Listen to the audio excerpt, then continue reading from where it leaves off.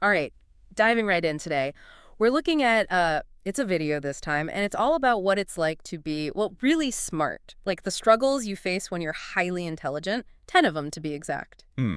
Interesting. Yeah, it's kind of funny, right?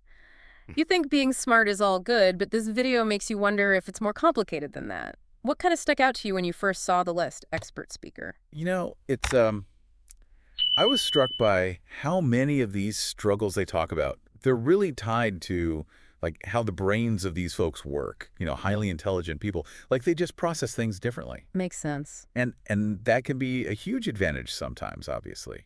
But it can make things harder too, right? Oh, for sure. Like the very first thing on the list is hating small talk. Oh yeah. The video, it says smart people. Their brains are always like flooded with ideas. Yeah. So chit chat feels, I don't know, pointless. Yeah, it's not that they're snobby or anything. It's more like they genuinely crave knowledge. Like they're always searching for those moments where things CLICK. Right. Right. But, if you're not careful, that can make you kind of awkward in social situations. No kidding. I've totally been there. Like sometimes my brain's just going a million miles an hour and I can't even focus on what someone's saying about the weather. It's relatable, though. Totally.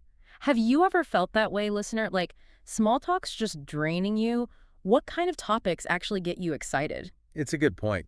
Because even though, yeah, maybe deep topics are more interesting, small talk, it serves a purpose. Oh, how so? It's like the building block of connecting with people. I see. Maybe the trick is figuring out how to bridge those two things, Yeah. finding little bits of depth even in those surface level conversations. Ooh, I like that. Like finding those unexpected connections, even in the most boring settings. Exactly. Okay, so the video, it also talks about overthinking, which I feel like we've all done at some point, but it seems like it's way worse for people with higher intelligence. Hmm. Well, think about it. Their brains are they're processing so much information all the time. So Yeah. they're able to see things from like a million different angles, consider all these possibilities. And it's great for problem solving, don't get me wrong. Oh, I bet. But it can also make you get totally stuck. Oh, no. Like the video calls it analysis paralysis, where you're so afraid of making the wrong choice that you just Uh-huh. don't do I anything. know, right? You Yeah. get stuck in your own head. I've totally been there too. What about you, listener? Ever gotten lost in a mental maze of your own making? It's tricky, right? Mm-hmm. Because on one hand, it's good to think things through, Mm-hmm. but sometimes you just got to trust your gut and, go for it.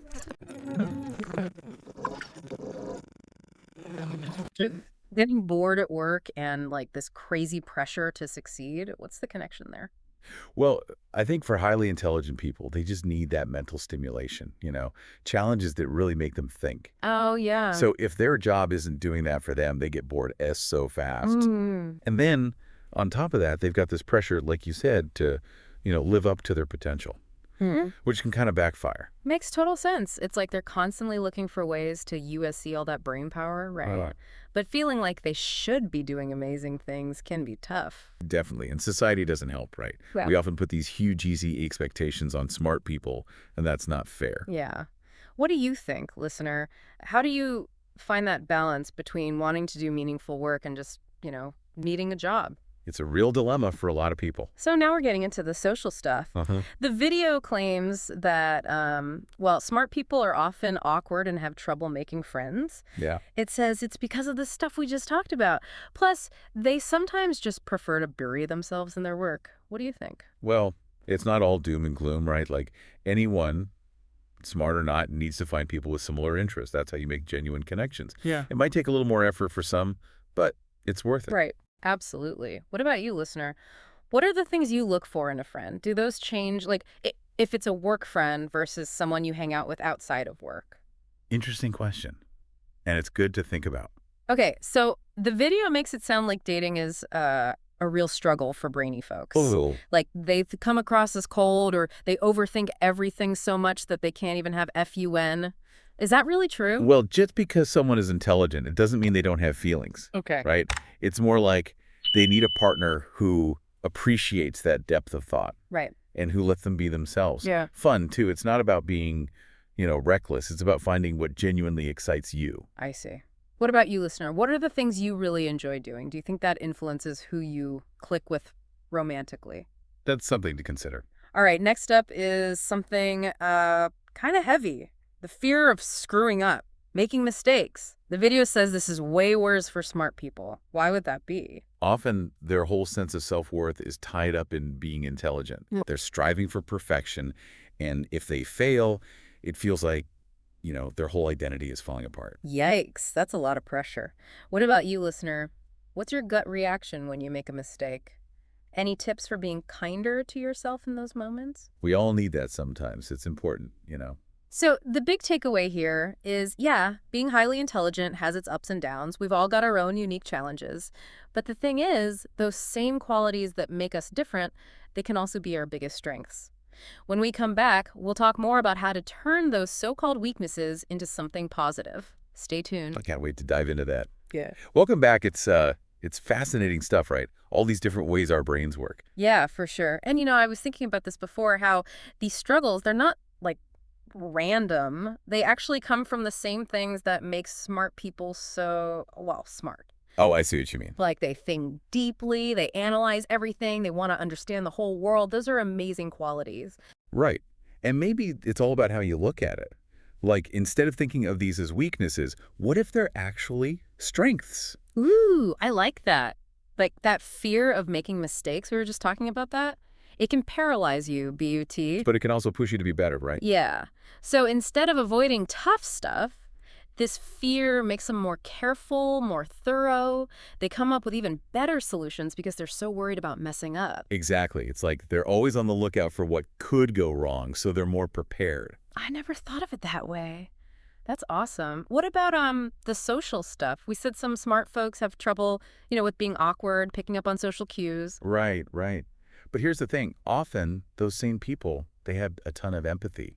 Like, they can really understand what someone else is feeling. So maybe they're not the best at small talk, but they're incredible listeners and super supportive friends. Exactly. It's about deep connections, not just having a ton of friends. What about you, listener? Do you prefer a small group of close friends? Or do you like having a huge social circle? There's no right or wrong answer. It's just interesting. Totally. Okay, back to work for a sec. We were saying how a lot of these folks, they get bored easily, right? They need to be stimulated. Yeah. So what if instead of seeing that as a problem, companies actually used it to their advantage? Oh, interesting. Like, how so? Well, imagine a workplace where it's all about learning new things, pushing boundaries, encouraging people to be curious. That would be amazing. Right. It'd be a total hotbed of creativity and new ideas. What about you, listener? What kind of work environment would make you feel inspired and motivated?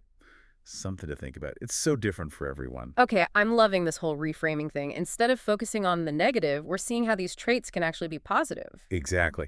And it brings up a really important point, which is uh, self-awareness. If you know how your brain works, you can use that to your advantage.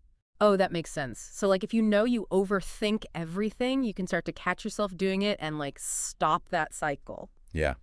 There are tons of techniques out there, meditation, therapy, all sorts of stuff to help you control your thoughts and feelings. It's like you're taking charge of your own mind, right? Pretty cool. What about you, listener? Have you ever had one of those moments where you suddenly understood something about yourself? Like an aha moment that changed how you do things? Those are the best. Okay, so we've got this reframing, we've got self-awareness, and we've talked about finding the right environments. But what about the emotional side of things? Any tips for, like, becoming more emotionally intelligent, especially if expressing your feelings is hard? One thing that's really helpful is active listening. Active listening, what's that? It's when you really, really focus on what the other person is saying. Not just their words, but like their body language, how they're feeling underneath it all. Wow, so it's way more than just hearing them, right? You're trying to get the No. whole picture. Yeah, exactly. And it takes practice. Yeah. But when you do it, you build empathy, you build trust, and you actually start to understand your own emotions better too. Whoa, it's like you're connecting your head and your heart. That's amazing. And speaking of connecting, we were talking about the challenges of, finding love. Yeah. Any advice for navigating that whole world? Communication is huge. Finding someone who gets you on an intellectual level is important. But you also need to be able to talk about your feelings openly and honestly. But it's got to be both, right? Intellectual spark A&D emotional connection. What about you, listener? Have you ever felt truly seen and understood in a relationship? What are the things that make a connection really strong for you?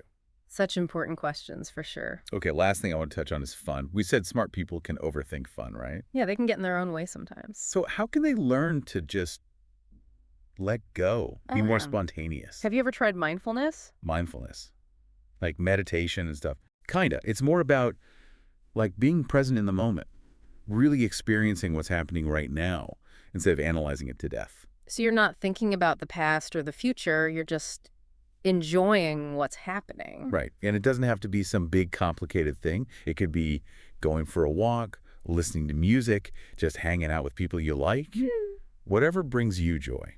It's about finding what makes you happy and not overthinking it. Listener, what are some things that make you feel that way? What does fun mean to you? Everyone's got their own version. Okay, one last thing before we move on. We've talked a lot about this pressure to succeed. A big one. So how can people, especially smart people, deal with that pressure without letting it crush them? I think it's about deciding what success means to you, not what society says it should be. Oh, that's good. So you're not letting other people define your goals. You figure out what's important to you and go after that. Exactly. What are your passions? What are you good at? How do you want to contribute to the world? Those are the questions to ask. It's about finding your own path, your own purpose. And that's something we all need to do, right? Not just smart people. Absolutely. We're all in this together. I love that. And I think that's a great place to pause for a moment. We've covered so much ground already, exploring these challenges and reframing them as strengths. When we come back, we'll wrap things up with some final thoughts and leave you with a powerful question to consider as you continue on your own journey. Stay tuned. And we're back for the final part of our deep dive. It's been pretty intense, right? Talking about all these different aspects of being, well, really smart. It has. So much to unpack there. For sure. So as we wrap things up, any last thoughts you want to share with our listener expert speaker? Like, what's the big takeaway here? Yeah. You know, if I had to boil it all down to one thing, it'd be this. Intelligence. It's a gift. But it's complicated, it's not simple. And the key is, you don't try to fight it. You got to understand it, work with it. I love that. So it's not about wishing you were different. It's about accepting how your brain works. Exactly. And once you do that, you can really start to see the potential in all of it. Even the stuff that feels like a struggle. Yeah, it's like changing your whole perspective, right? Instead of, I messed up, it's, I'm wired differently, and that's okay. Right. And we talked about this before, but self-awareness is so important. The more you know about how your mind works, the better you can navigate those tricky parts. Totally. It's like having a roadmap for your brain, right? You know where the bumps are, so you can avoid them. And remember, it's a journey. You're always learning new things about yourself. You never really arrive, do you? It's constant growth and change. Okay, so we've covered a lot, right? Yep. Social stuff, relationships, finding your purpose. But before we go, I want to leave our listener with something to think about. Ooh, a challenge. I like it. What is it you want them to ponder? How can you specifically, use your unique brain power to make a difference in the world? Whoa, that's deep. It's like being smart isn't just about knowing stuff or solving problems. It's about using those abilities to do good, right? Right. And that can look like so many different things. It could be through your job, your art, how you treat other people, anything. It's about finding what lights you up and then, like, unleashing that passion on the world. What about you, listener? What are you excited about? How can you use your way of thinking to make something beautiful, something that matters? There's no limit to what we can do if we set our minds to it. I love that. So as we wrap things up, I want to say this to everyone listening. Embrace how you're wired, challenge yourself to grow, and never stop exploring the amazing world inside your own head. The world needs you just as you are. And you're not alone. There are others out there like you, people who get it. Find your tribe, connect with them, support each other. So keep searching, keep learning, keep shining your light. Thanks for joining us on this deep dive. Until next time.